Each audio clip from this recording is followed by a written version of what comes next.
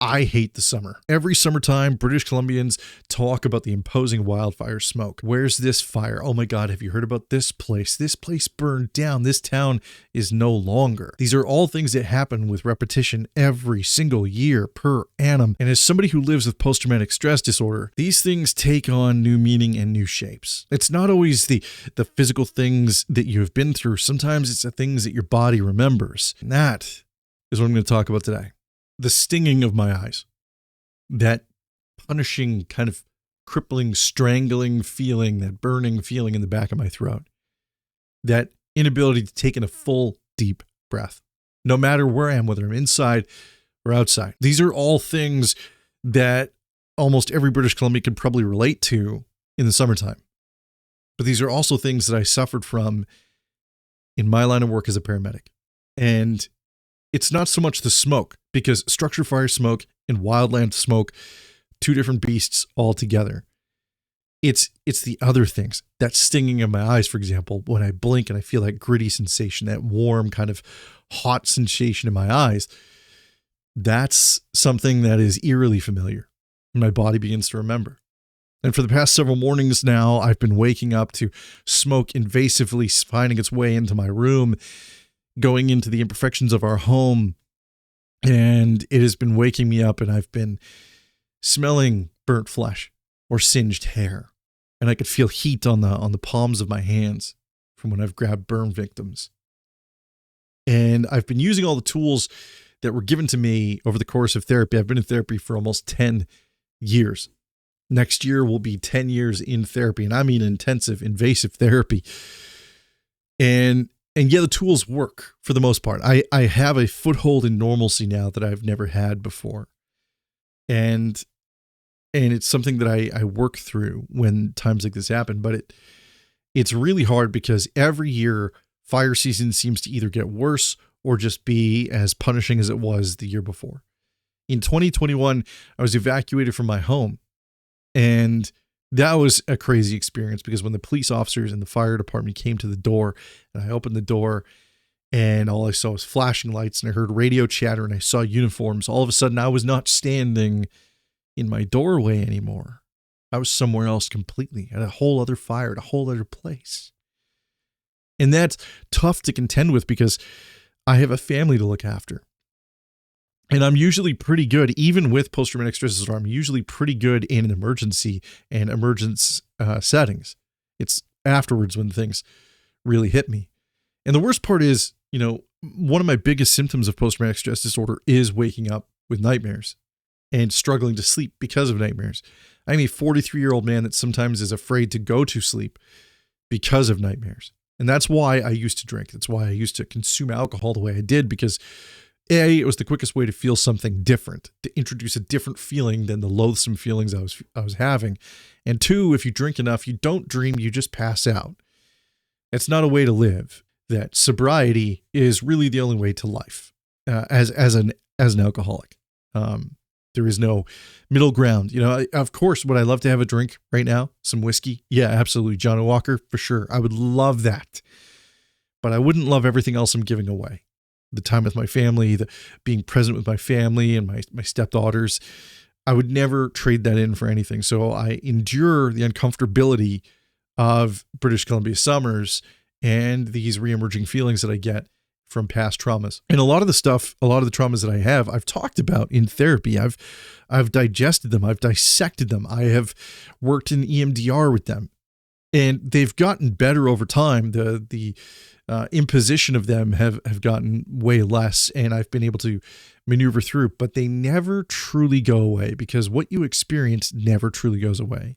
And your body keeps score. There's a book about it by Dr. Vanderkolk who talks about how your body keeps score, and that's 100% true. It really does. And with the wildfire smoke right now, it is punishing outside. I'll show you some clips if I can get some. It is, you can't even see the mountains outside of our landscape here. Whereas we're surrounded by mountains. We're built into the mountains. You should be able to see them, and we can't. And there are whole towns that have burned this year. There are massive fires in the lower mainland area of British Columbia. And these things, it's hard to explain to people that don't get it. I actually had a volunteer firefighter who I went golfing with him because he's a friend of a friend, you know, and I went golfing with him. And he turns to me and goes, "Why do you have PTSD?" Like, I've been to some fires and seen some things. I saw a dead deer and a burnt deer. I'm fine. And two things with that. Number one, that guy doesn't want to truly know why you have PTSD. He's judging why you have PTSD. So there's no sense in even wasting your breath trying to educate him on why you have PTSD, because PTSD is not something that you need to justify, or at the very least shouldn't be something that you need to justify. Going through the VA system, you have to kind of prove things, of course, that makes sense, but it's not something that you should have to justify to the average person. And just because they're a volunteer firefighter or a career firefighter, that doesn't make a difference. You don't have to justify it to anybody, any first responder. And the second one is, it's not so much about the things that you see. At least for me, it wasn't. Because I've seen a lot of things, and I can talk about a lot of things that I've seen that are messed up on the everyday scale to the average individual. I can talk about them. They're not fun to talk about, but they're not traumatizing or re-traumatizing to talk about. Some things are, some things I don't talk about, some things I've only ever spoken about in therapy. It's not always just about the things you see. It can be the most random things. For example, with this wildfire smoke, somebody on the outside might look and go, "Oh man, that must be pretty triggering you to see all this smoke." Not really, no. But what is triggering is this burning sensation in my eyes and this kind of choking feeling I have in the back of my throat. That is triggering for me. That makes me think back to really terrible moments. That makes me relive really awful things. And so a guy like that who poses that kind of question, he's, for one, he's an idiot. Okay. He's an idiot. He's a moron.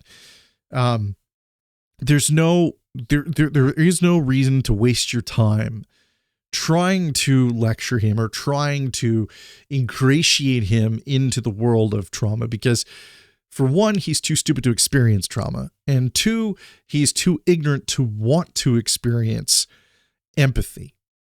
So just those people in your life, just kind of push them aside and don't worry about it, because there's tons of people in life that will care and do care about you. But the thing is, you don't have to, like, the oddities that hit you, the triggers, because we all have our own triggers. PTSD is not a one encompassing trigger. It's not a one size fits all. Post-traumatic stress disorder is very subjective to the individual. So your unique triggers, as small as they might seem on the subjective scale to somebody else, or as innocuous as they might seem to you as you're thinking about it from a faraway place, those things, it happens. Right? I can't tell you, blinking is triggering for me. How crazy is that? How crazy is that to think about? Blinking is triggering, but it is. It is. That stupid sensation, that burning sensation. I've used eye drops. I'm using them like crazy, and there's just not much I can do. I am surrounded by smoke. I'm surrounded by fires, and I live in British Columbia. The only thing I could potentially do is try to find somewhere else to move that doesn't get affected by fires. Not an easy thing to do. Not everyone can just pick up and move somewhere. And it's not like I can just do that with my family anyway. I mean, the girls have their school and their friends and their lives, and my wife has her career here, and it's not something that I can just pick up and do. So I have to find ways to cope. And one of the biggest ways that I cope is by writing and talking to you. And I wrote a post this morning about the wildfire, and I'll link that down below in an actual post on my YouTube if you want to check it out. But also talking, just saying it out loud, because saying it out loud gives it permission, right? And giving it permission kind of makes it seem like it's valid. And that's what I struggle with a lot of times, is whether or not what I'm feeling is valid, whether or not what I'm feeling is worthy of being felt. And it is worthy. And it is something that you need to give yourself permission to feel as well. We went through messed up things, man. We went through messed up things. We chose a vocation that is very, very difficult on the soul. Being a firefighter, a paramedic, a police officer, a nurse, a first responder of any kind. It's hard on the soul, man. You are to swim through the waters of inhumanity and try not to get wet. and hopefully not drown along the way, which many of us unfortunately do. My life is blissful. I live a really good life. I live a beautiful life. I have a wonderful life with wonderful kids and wonderful friends, and I live in beautiful British Columbia. It's a wonderful place. It really is. There's not many places like it. But it does come with some caveats every summer, and this happens to be one of them. And so as beleaguered as I am right now, as tangential torment wiggles at my brain in whatever traumatic capacity that it wants to, I have to remind myself that this too shall pass. This too shall pass. The fall will come, winter will come, this too shall pass. And that is the only thing that is going to get me through to tomorrow. My lovely wife is away right now. She's gone for the weekend, and it's just largely me here. My stepdaughter is going to see her dad tonight, I believe, so I'm home for 2 nights by myself. And I've decided on a couple of different treatment modalities. One, for dinner, I'm going to go out with my best friend, Drew. We're going to go have some steak and celebrate his birthday. And then when I come home, I'm going to turn on The Sandlot. The Sandlot is one of my favorite summer movies of all time. It is a fantastic baseball movie. It's a great callback to more innocent times. And it is a great summer vibe. And so instead of saying I hate the summer as I did at the beginning, I hate how I feel within the summer. Summer has a beauty to it. It's just not one that I can feel right now. And if I can find ways to give myself some of that beauty, well, then I think I'll be better off for it. So that's my plan.